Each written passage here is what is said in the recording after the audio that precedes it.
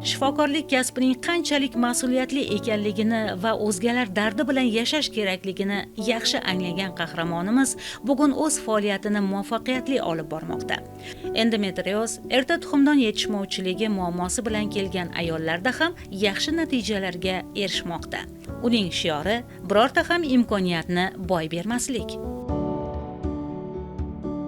Assalomu alaykum Risolat, yaxshimisiz? Tuzukmisiz? Assalomu alaykum, Nigina opa, yaxshimisiz? Qanaqasiz ahvollaringiz? Rahmat, Xudoga shukr. Ahvollaringiz yaxshimi? Qiynalmayapsizmi? Homiladorlik yaxshi o'tyaptimi? Qiynalib, toksikozlar bo'lib, unaqa qilib bo'lmayaptimi? Rahmat, Xudoga shukr. Yaxshi o'tib ketdi. Qalay bolachalaringiz katta bo'lishyaptimi? Necha haftalik bo'ldinglar? Bolachalar ham yaxshi. Yaxshi. 32 haftalik 32 hafta. O'g'il qizida, ham o'g'il ham qizida. Egizaklar. Egizaklar. Xudo xolasa eson-omon qutulib oling. Rahmat, sizga ham sizni sababchi qilgan xudoyimga ham katta rahmat. Bizlar shu 8 yildan beri befarzandlik bo'yicha yurgan edik. Bormagan joyimiz, rossiyalarga bordik. Uchramagan doktorlarimiz qolmagandi. Shu Niginaqa sababchi bo'lib bu yil natijalarga erishdik. Rahmat Niginaqa, sizga kattakon. Siz sababchi qilgan insonlarga ham rahmat. Tabriklayman, Risolat bo'ldi. Eson-omon bag'ringizga olib oling. Ayollar shifokori bo'lish tibbiyotning boshqa mutaxassisliklariga qaraganda mas'uliyatliroq va nozikroq yo'nalish desak mubolag'a bo'lmaydi. Ayollar sog'lig'i uchun yurtboshimiz tomonidan berilayotgan farmonlar va qarorlar respublikamizda istiqomat qilayotgan ayollarning qanchalik tibbiy va ma'naviy himoyada ekanligini ko'rsatadi. Nigina Mirzayevni men anchadan beri taniyman. Hali endi ordinaturada o'qiyotganlarda ham taniganman. Shunda tanishganmiz. Bu qizimiz hozir mana уже ishlayapti. Mana klinikada ishlayapti. Endi men shu Nigina Mirzayevnani taniganligim uchun, qanaqa ishlayotganini bilganim uchun bu vrachimizga faqat omad tilayman. Katta yutuqlarga erishsin, to'xtamasin. Chunki hozir mana ilmiy ish bilan ham shug'ullanishmoqchi. Mana shu narsalar ham juda katta rol o'ynaydi. Izlanadi, o'qiydi, ustozlar bilan ishlaydi. Baribir bunaqa odam, men o'ylaymanki, kelajagi porloq bo'ladi. Ko'p narsaga erishishi mumkin. Shunga tilayman, avvalambor sog' salomat bo'lsin. Bemorlarni xuddi shunaqa mehr bilan olib borib, natijaga erishsin, ko'pchilikka yordam bersin bu doktor o'zini bilimlari bilan. Qahramonimizga amaliy tajribalari doirasida ayollarni kompleks davolash, homiladorlikka tayyorlash, farzandlarni sog'lom dunyoga keltirish uchun birgina ginekologiya sohasidagi bilimlari yetishmayotgandek tuyuladi. Shundan so'ng reproduktolog sohasini ham mukammal egallashni maqsad qiladi va malaka oshiradi. Endi yana bir sohaga qadam qo'ygani uchun tinimsiz o'qib izlana boshladi. Bepushtlik bilan kelgan bemorlar ko'riklarida beriladigan savollarni ko'payishi bilan birga ijobiy natijalari ham ko'payib bordi.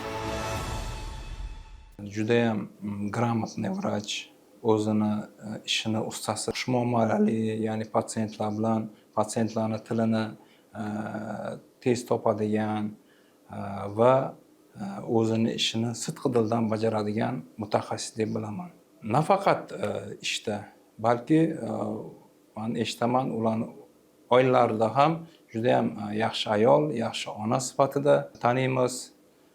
Juda ham ochiq ko'ngil, xushmuomala inson. Ishga keladigan bo'lsak, Nigina Mirzayevna odatda ishlarini bizda kunora ishlaydilar. Seshanba, payshanba, shanba kunlarida. Ertalabdan patsientlar kutib turadi. Nigina opamiz qachon keladilar demoqchiman. Shundan ham bilsa bo'ladi vrachimizni qanaqa inson ekanligi. Bizda o'zi klinikamiz eko klinikasi hisoblanadi. Ya'ni ekstrakorporal urug'lantirish deyiladi bu. Bu borada men ochiqni aytaman, Nigina Mirzayevnani faoliyatidagi natijasi, ya'ni homilador bo'lib ketayotgan patsientlar ulardan juda ham ko'p. Juda ham kelishadi, mamnuniyat bilan xursand bo'lib kelishadi. Nigina opa, homilador bo'ldik, o'zim guvohi bo'lganman nechta patsientkada. demoqchiman. Bu bilan ularni ishini ustasi. Xalq tilida eko nomi bilan tanilgan bu amaliyot respublikamizda Sog'liqni saqlash vazirligi tomonidan ishlab chiqarilgan qat'iy qonun-qoidalar asosida amalga oshirilmoqda. Ko'p bemorlar murojaat qiladi, necha yoshgacha eko qilsa bo'ladi deb. Eko bu yoshga bog'liq narsa emas. To'g'ri, yoshga bog'liqlik jihatlari bor, lekin biza asosan ularning shikoyatlari, analizlarini ko'rib chiqqan holatda biza ekoni tavsiya qilishimiz mumkin. Ekoni hammaga ham biza tavsiya qilmaymiz. Sog'lom ayollarda 1 yil davomida agar tabiiy homiladorlik bo'lmasa, biza endi qidirishni boshlaymiz, nima sababdan bularda homiladorlik bo'lmayapti.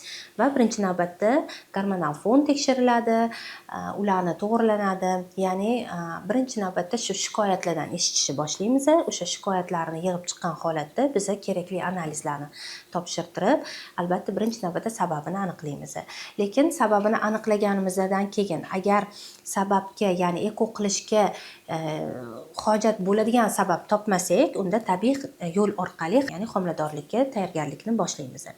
Eko uchun asosiy sabablardan bittasi bu demak trubalarning yopiqligi, ya'ni bachadon naylarini yopiqlik holatlari. Bu 100% absolyut ko'rsatma hisoblanadi eko amaliyoti uchun. Yana ikkinchi ko'rsatma bu ovulyatsiya bo'lmasligi. Ba'zi bir ayollarda ovulyatsiya sodir bo'lmaydi. Bu qaysidir gormonal fonni buzilishi. Ba'zida gormonal fon normada bo'lsa ham, lekin ovulyatsiya hech qanaqa dorilar yordamida ham sodir bo'lmaydi. Va bunaqa holatlarda ham biz ekoni tavsiya qilamiz. Va yana bitta holat bu endi og'ir patologiya, erkaklardagi og'ir patologiyalar. Bu erkaklardagi o'sha urug' hosil bo'lishi, ya'ni spermatogenez jarayonini buzilishi, absolyutniy azospermiyalar, ya'ni urug' bo'lmasligi, shu holatlarda yoki bo'lmasa juda ham kuchli patospermiya, ya'ni urug' sifati, soni pastligi, tabiiy urug'lanishga yetmasa, biz ekoga murojaat qilamiz. Nigina Halilova o'z kasbining mohir egasi. Har bir juftlikka individual yondashuv, har bir muammoga ilmiy yechim, har bir qarorga tibbiy mas'uliyat – bular qahramonimizning kasbiy formulasi. Hozir bu ko'rib turganinglar embriyo laboratoriya, ya'ni eko klinikani yuragi hisoblanadi. Mana bu yerda ko'rib turgan bu laminar, ya'ni bu yerda sovuq laminar hamda issiq laminar, ya'ni bu yerda birinchi funksiyada olingan kletkalarni olinadi, ko'riladi, ya'ni mikroskop ostida ko'riladi. Bu yerda esa ekish uchun, ya'ni bachadonga ekish uchun tayyorlab turib ekiladi embrionlarni. Bu ko'rib turganinglar inkubator. Bu inkubatorda 5 kun davomida embrionlarimiz, ya'ni o'sadi, rivojlanadi va keyin 5 kundan keyin ular muzlatishga yuboriladi. Bu XC stansiya, ya'ni ba'zi bir bemorlarda eko emas, balki XC yo'li bilan urug'lantirish kerak bo'ladi va mana shu yerda demak bu jarayon amalga oshiriladi. Bu yerda bu mikroskop yordamida ko'rib turib, ingichka nina yordamida tuxum hujayra bilan urug' hujayrani bir-biriga qo'shish jarayoni sodir bo'ladi. Mana bu ko'rib turganinglar, bu hozir embrion, ya'ni bolacha. Shu bitta nuqtada bir oila bo'lib yashashga intilayotgan, sinovlarda qo'lini qo'lga berib yashayotgan juftliklar orzusi mujassam. Ayniqsa farzandsizlik bilan sinalib kelgan ayollarga umid berish, ona bo'lishga ishontirish uchun shifokordan ham ko'p mehnat va sabr talab qilinadi. Rahmatlar, samimiy tilaklar, ko'z yoshlar – bular qahramonimizning hayot mazmuni. Bepushtlik bilan kelgan har bitta juftlik bular psixologik jihatdan qiyin juftlik hisoblanadi. Ya'ni bularga tashqi muhit faktori juda katta ta'sir qiladi. Bilasizlar, o'sha oila a'zolarida nimaga, qachon bo'ladi, nega bo'lmayapti degan savol berishadi. Yoki qo'ni-qo'shnilari, yoki o'rtoqlari, do'stlari hamma bu savolni beraverishadi va mana shu savol ham ayol kishini stressga olib keladi. U balkim o'ylamas, o'zi kutib yuradi, to'g'ri, lekin tashqi muhit eslatvorganidan bu tashqi muhitdagi stress omil ham bularning organizmiga qaysidir darajada ta'sir qiladi. Shuning uchun psixologik jihatdan bularga yaxshi to'g'ri yondashsak, hamda bularni tinchlantirib, o'sha ishontirsak, xudo xolasa bo'ladi homiladorlik. Kim qanday kasbini egallasa ham unda o'zini topsa, bu insonning ham, jamiyatning ham yutug'idir. Tibbiyot rivojlanmoqda. Bepushtlik tashxisi qo'yilgan minglab juftliklar Nigina Halilova kabi mahoratli shifokorlar ko'magida ota-onalik baxtiga erishmoqdalar. Hozirgi kunda O'zbekiston Respublikasida tibbiyot sohasida juda ham katta ishlar amalga oshirilyapti. Shifokorlar o'z ustida ishlab, chet el malakalarini oshirib, bu yerda ham o'z bilimlarini tatbiq qilgan holatda tibbiyotga ulkan hissalarini qo'shib borishyapti. O'rta Osiyo davlatlari orasida O'zbekiston tibbiyoti yaxshi rivojlanib boryapti. Hattoki qo'shni davlatlardan, Qozog'iston, Qirg'iziston, Tojikiston kabi davlatlardan bizga ko'plab bemorlar murojaat qilishadi va biz ularga o'z yordamimizni berib kelmoqdamiz. Shu bilan birga respublikamiz va xalqaro kongress va seminarlarda malakasini oshirib borayotgan Nigina Halilova ayollar bepushtligini to'g'ri tashxislash va reproduktiv davo usullari mavzusida ilmiy ish olib bormoqda. Men o'zimni kasbimni juda ham yaxshi ko'raman. Kasbimdan faxrlanaman, chunki bir necha yildan beri homilador bo'lmayotgan ayollar kelib, homilador bo'lganligini yoki uziy tekshiruvida homilasini ko'rishimiz yoki bolasini qo'lida ko'tarib kelishlari bu men uchun baxt hisoblanadi. Ya'ni ayolni qanchalik baxtliligini his qilish men uchun ham baxt. Shuning uchun kasbimdan juda ham faxrlanaman, juda ham yaxshi ko'raman kasbimni. Bizga ko'p millat ayollari kelishadi, lekin ular orasida o'zbek ayollari farq qiladi. Ya'ni o'zbek ayollarini shu oilasini saqlab qolish maqsadida, farzandlik bo'lish maqsadida kelib chidam-bardosh bilan shunga intilishi, oilasini saqlab qolishga intilishi boshqa millat a'zolari ayollaridan tubdan farq qiladi. Shuning uchun bu o'zbek ayollarimizni ko'zida ko'rgan quvonchi, ya'ni ularni oilasini saqlab qolish uchun qilayotgan mani harakatlarim yoki ularda farzandlik baxtini his qilishi men uchun bu katta baxt.